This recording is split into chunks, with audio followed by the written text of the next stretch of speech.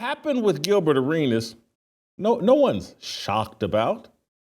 No one said, I can't believe Gilbert Arenas involved with an illegal gambling scheme, and he was using a home that he was. I would have never thought Gilbert Arenas would be involved in something that stupid. Not Gilbert Arenas, who is most famous for signing some huge NBA contract and then getting in a battle with a teammate for the Washington Wizards, I think Javarius Crittenton, where they brought guns into the locker room and had a showdown. Not that Gilbert Arenas, not that idiot. Oh, not the Gilbert Arenas who was on his podcast. And let's play this clip of Gilbert Arenas on his podcast advising a young woman on how to sell her vagina. Play the clip. If you 4 dudes a year or 3 dudes a year, I'm telling you, from the ages of probably 18 to 35, treat it like a business. Get you some NBA players. Let them 3 NBA players. Think about it. The NBA player on the lowest end, on the brokest in the NBA, he gonna pay you about $5,000 a month just to fuck with you. $5,000 a month. So if you got 3 of them, that's $15,000 a month just on the bottom end. Now you talking about you got like a James Harden, a Paul George or something, or me. Hills, yeah. You talking about just around with you? You talking about 10, 20 grand a month. Gilbert Arenas involved with an Israeli crime syndicate? And I'm just sitting here shocked. No, Bob Iger, very good at identifying those people and just keeping it transparent.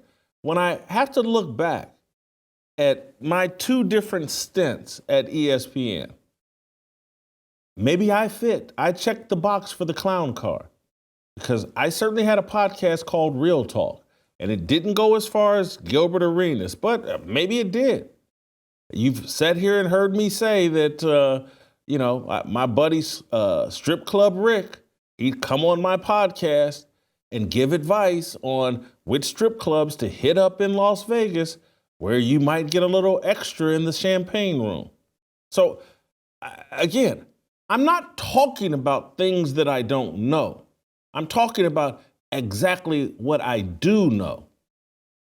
That in order to land these spots in Disney, on ESPN, in mainstream media, you have to promote a level of degeneracy and buffoonery that pleases someone like Bob Iger.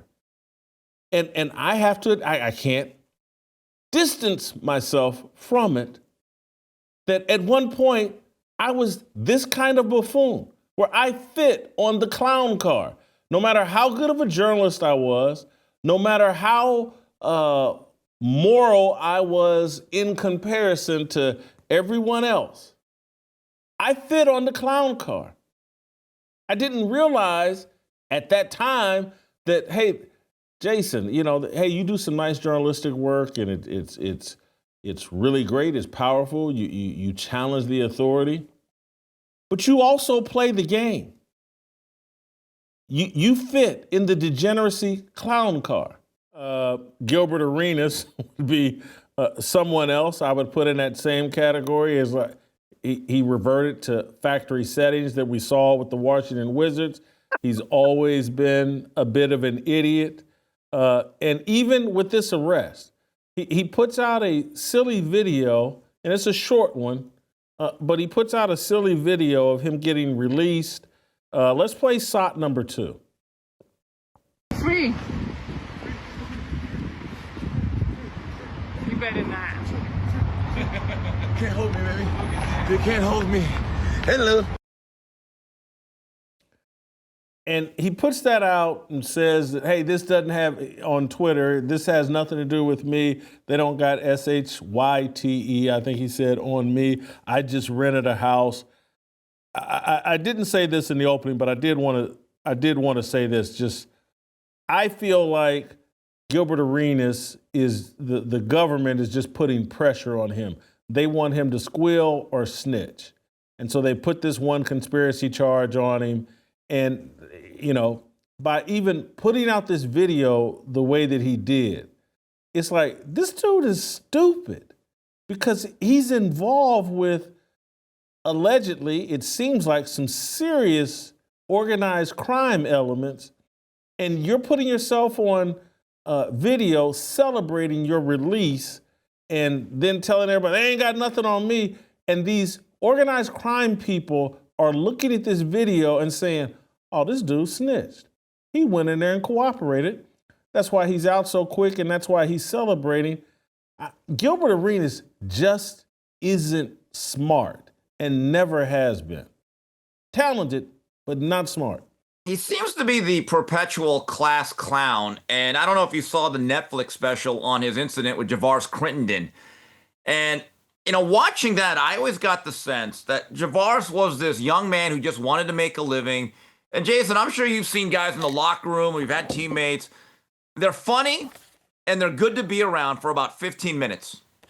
Around the 20th minute, you're thinking to yourself, all right, I got to either get out of here or I hope this guy has something to do, because it gets to be too much, right? That's what Gilbert Arenas is. He's the guy that sticks around too much, doesn't know when to end things, doesn't know when to get serious.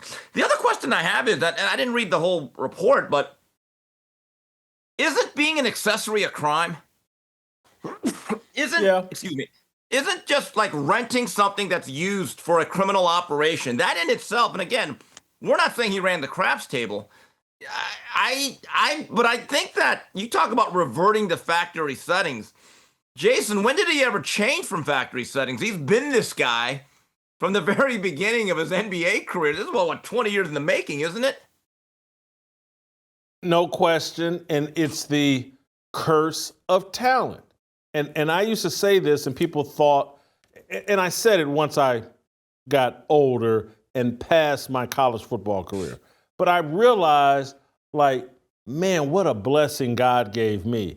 He gave me enough talent to get a scholarship to a mid-major football team where I could compete and start and play, but not so much talent that I thought I was an NFL player and that I would have chased some NFL dream. Because I saw friends and teammates of mine that chased an NFL thing for 6, 7, 8 years after college when they would have been better off joining the workforce and, starting their careers. And so I'm like, man, I used to, when I was 10, 11, 12 years old, I used to pray, God, and my grandmother would just ask God for what you want. And I wanted to be 6'2" because I knew I needed to be about 6'2" to be an offensive lineman in the NFL. And I'm like, God clearly knew better. It's like, I'm going to give you enough time to get a scholarship. But Jason, if you got into the NFL, I think I would have had the same arrested development as a lot of these guys that I complain about. And I would have been a big idiot and I would have been in big trouble like these guys are. And so I just think these people that we're putting on pedestals, all these tall athletes that won the genetics lottery, we haven't factored in what that does to their intellectual development, and it retards it. And that's what I look at when I see a Gilbert Arenas, and I look at people like Bob Iger and the mainstream media. Hey, let's keep putting these tall idiots on TV and let them lead the discussion. We don't need journalists anymore. Let's just put all the athletes on TV and let's dumb down the conversation. On their podcast, they're profane, they drop the N-word, virtually they have no command of even their own sports history, let alone the rest of the world. Like what you saw? Hit that like button, subscribe, and check out the full episode by clicking the link below.